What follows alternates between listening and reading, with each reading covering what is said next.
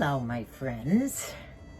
Well, as you can see perhaps by the light, I'm losing my light. Normally, I like to video early in the morning when the sunlight is blaring in this window straight ahead of me. But right now, it's almost 5:30, so hopefully this will be nice and bright enough. Well, it's been a couple of stressful days for me, but I'm okay now.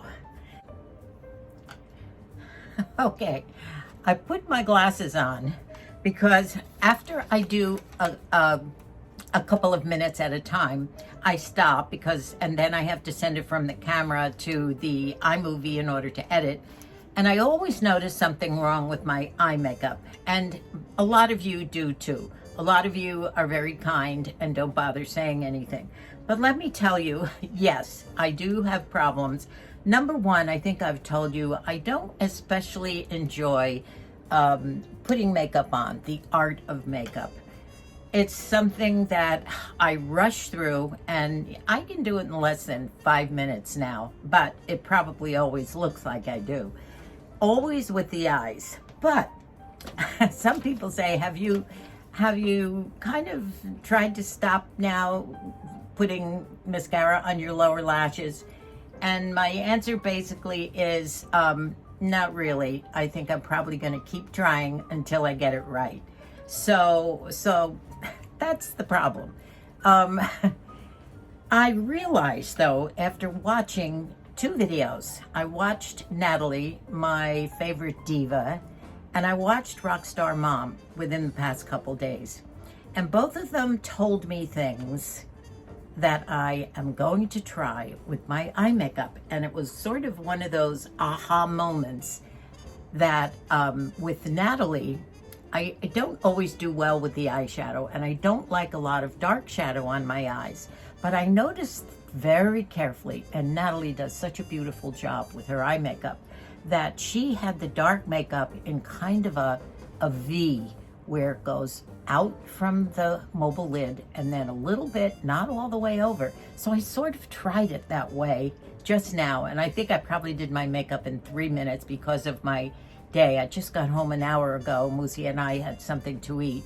I was running around doing techie stuff at Best Buy all day, and I think I got that part right. But then I discovered Rockstar Mom has a makeup, a particular one, and I forget the name of it, that she just uses for her bottom lashes alone. And it's a very skinny wand, and it hardly has much mascara on it at all. And I thought, of course, that's the way to go. But it's a MAC product. I think it costs $26, and I don't buy expensive makeup. So I realized that I had, and I have recommended this to you, this Vibely mascara with the 2 wands. And I told you about this quite a while ago, maybe 5, 6, 7 videos ago. And I put the information in the description box below this video. And a lot of you went out and got it because everything was pretty good about it. Now, one end is very thick, and I would call it even goopy, but I like that for the upper eyelids. So you use the one with the thick mascara. It even has lashes there too that kind of blend in and pop on your own lashes. And you use that wand. And then the other one, you have to push this one in real tight, get it done. And then the other side, I hope you can see this, opens up, and it has a wand here. And that wand is a lot thinner, and it doesn't have a lot of makeup on it, mascara, and that's supposed to separate what you've done on your upper eyelids. Well, I thought, wow, jeepers, if I wipe it off and get any mascara off, and then just use what's left on there and apply this very, very light, it really doesn't have much makeup on it at all, that might be my savior. And I don't know whether I did it or not this time. I noticed in the first clip, as you probably did, this big thing of mascara that went up this side, I think it was on this side, yeah, over here. And I thought, oh, I'm gonna leave it. So it's in the first clip. But what I did was I did get rid of it, I hope, and it's not showing anymore. When I went to push everything up, something went up with my fingers. So that's enough for the eye makeup, but you know what? I'm just gonna keep trying until I get it right. I think I told you that I was working on a project, and I really can't even say more about it until I know if it's a go or not go. And I'm not teasing you. Well, maybe I am, but I've been working on a story, and I wrote a story that goes with a lot of photos, and I've been digging up photos, let myself go. In fact, right now I'm feeling my chin, and you know what I'm feeling. I'm really kind of neglecting myself. The hair is tied up right now because it's bad, but I've been digging out old photos of my mother and father back in the 20s and 30s, and ones of Moose and I in the 50s and 60s, and the rest of the family, and it concerns something to do with family. It's a submission to a magazine, and I tell you, the worst part of all this was not the writing, not finding the photos. My granddaughter helped me set up files with photos and everything to be able to send digitally, and everything had to be converted to JPEG, and that's when I got lost. I am not the techie one. Brought in a couple of grandkids, and they got me to the files and the setups, but we couldn't figure out how to email all this. So within the last 3 days, I've been to 3 different places that could possibly help me, including Office Depot and the FedEx place where they do all sorts of things. You can't send photocopies of things because they can't reprint. And of course, as you know, I'm a girl who my head is in the clouds, my feet are always on the ground. That means that I am living the fairy tale, hoping and manifesting that this article and accompanying photos gets printed. Can't tell you what it's for or what magazine it is until I know. That's one of the guidelines. And it's just been concentration on that all the way. Now my hair is still not good, but I've been thinking about you girls and hair. And the day before yesterday, I'm still watching tutorials to be able to do some hair tutorials for you, because you do like when I do these. And this is something I sent for 2 things. One of them's come, the other hasn't come. First of all, I ordered a whole bunch of white bobby pins. What do you call them? I know in England they call them Kirby grips. They're the normal size, but they're white, and as I use these for my hairdos, they hopefully won't show to stick in the bits that kind of pop out. Now the other kit that I got, I noticed that a lot of these gals do these hairdos when they separate their hair into quadrants or whatever they do. They take these tiny, clear, little tiny elastic bands. I think I have 100 in here. And also with this kit, I got a loop. Do you see a big loop here? And a wand with a smaller loop behind the comb, and then the comb with the tail, the rat tail, to be able to pick things up, because after you do things with braids, you pull the braids out. You don't keep them nice and tight.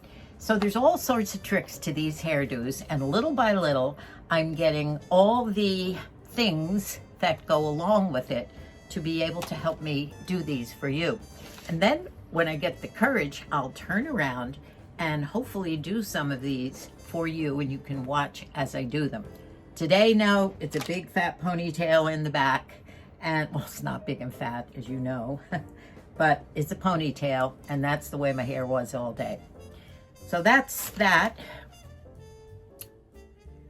So back to my techie problems. My granddaughter, Ryan, who was home for a few hours yesterday from her college, brand new, she's in an apartment this year now with a roommate. And she still has a couple jobs. She's amazing. But she managed to come down and help me get some of my photos into files. I didn't know how to do that on my iPad.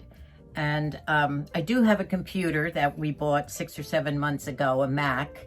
And quite frankly, I'm real slow in trying to learn how to use it. And Moose is getting a bit exasperated with me. But lately, the past couple of days, I've been forced to get into the computer. The granddaughter was wonderful. She helped him with so many things, but when it came time to send these files, you can't send a lot of files in an email. It doesn't want to go, blah, blah, blah. And I went to 3 places. I told you started this story, and wound up at a Best Buy.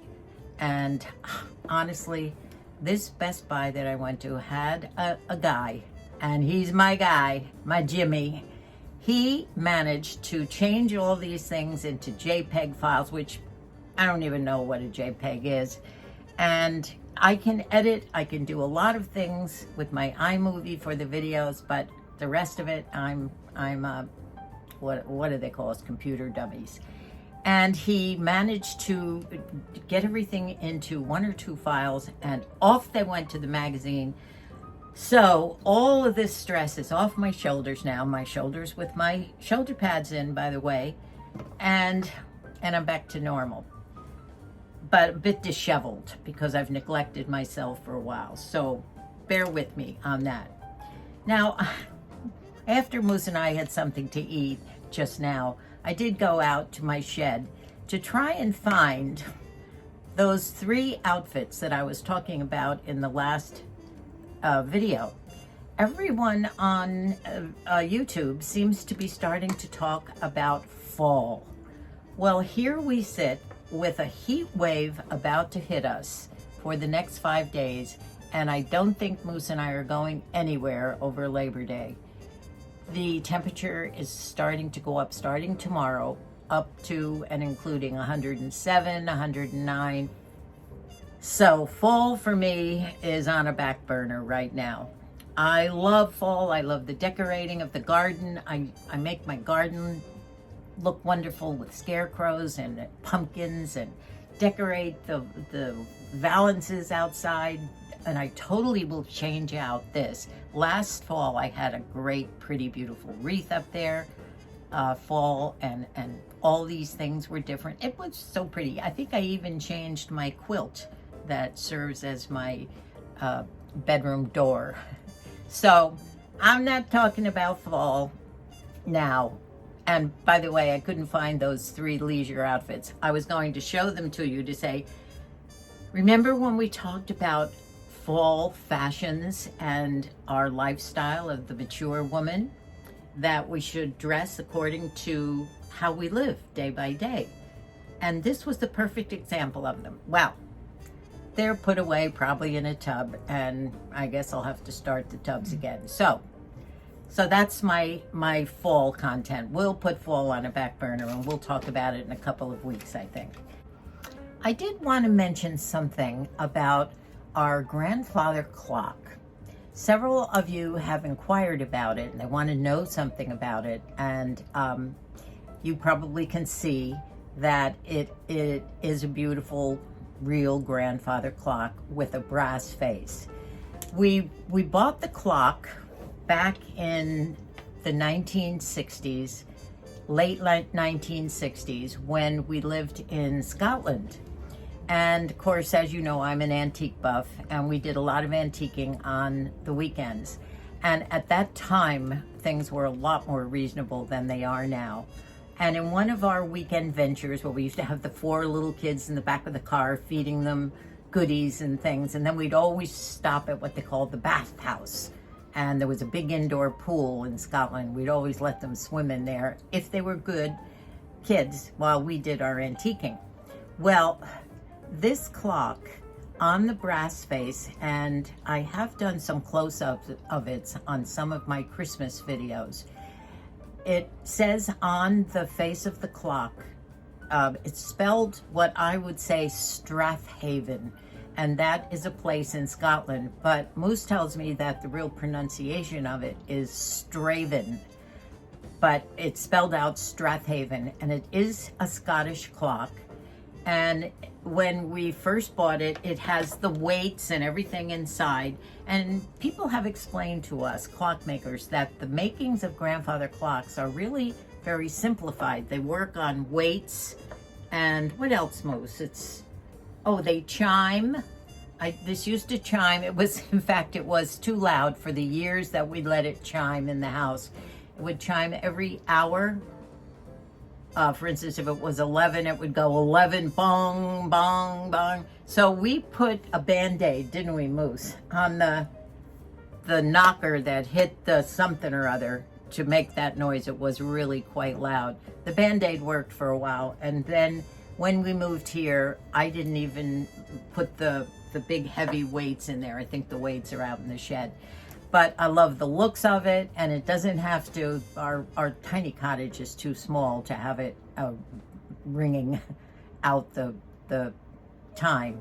But it's so beautiful, and just looking at it reminds us of our wonderful years in Scotland. And it's one of the things that I still wanted to keep here. A lot of the things when we moved out of our big family home went to the children's houses. Mikey was my mother's baby grand piano, and that I took lessons on and played on all those years, and various other things went to the other kids. But I wanted to keep this and a few other things with us. So that's the story of my grandfather clock. I just checked on the face of the clock, and up in a circle above the numbers, it says Thomas Walker. And so we looked up Thomas Walker, and he was born in 1648 and died in, 16-something, died in 1748. So he was the maker of that clock. And if he died in 1748, this clock might have been around that time. So I think we'll do some more research on this, but we know it's old. Can I interrupt? Yes, you may.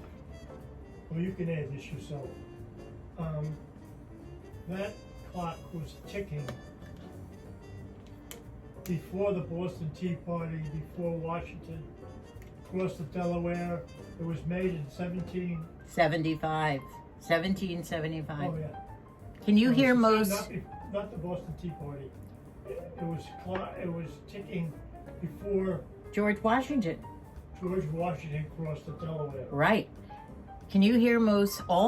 This clock was made. This clock was made before George Washington crossed the Delaware in 75, and he was just naming, and that's interesting if you could hear him. You know, that Moosey just talking now brought up another point. While I was in Best Buy, a lot of people have said that you can't hear us, or especially Moose, if I'm kind of far away and he's talking. So I have been checking into these microphones that people wear, but I still think they have to have a wire connecting it to the camera, so we can't be too far away from the camera. I was looking at them at Best Buy today, but as you know, in the stores, they don't have too many people to help you, and I did have to wait too long to get some help, so I couldn't wait for that. But I'm working on that. And another thing people are bringing up is music. I love my intro music and my music at the end. I love the music. I think it gives it a little bit of a professional look on our videos, especially for the parts that I don't speak in. I like the music playing, but I haven't learned to dissect the music and have it only play on the parts when we're not speaking. I still want music in the video. If I can have somebody teach me that, maybe the next time one of the kids comes home from school, they'll do that. So I'm sorry for those of you that are hard of hearing. I know the background music is hard because Moosey has had problems with background music when we're out places. I know it's difficult to hear. So I'm going to work on that, but I'm still going to have music somewhere on there because I know a lot of you do love the music, and we do too. Losing my light, and I talked about all the things I wanted to tell you about. I hope you have patience with me now, and as soon as I hear anything, if anything, on this submission, which I'm kind of excited about, And Muzi says, boy, they better accept your article and your pictures because you worked so hard on it. Yeah. So you root for me, guys. And I'll let you know. And I can't tell you the name of the magazine or whatever, but I will as soon as I know something. And I don't even know if they ever notify you if they're not going to do anything. So we'll put that on a back burner too. So I will see you really soon. I hope that big piece that went straight up here is gone now. I think it might be. And maybe the next time I'll do a get ready with me and we'll try and perfect eye makeup.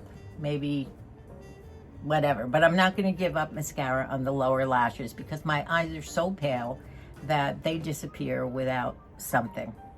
At least, I think. I love you all. See you real soon. God bless us all, and thank you for everything, your love and your comments. Bye-bye.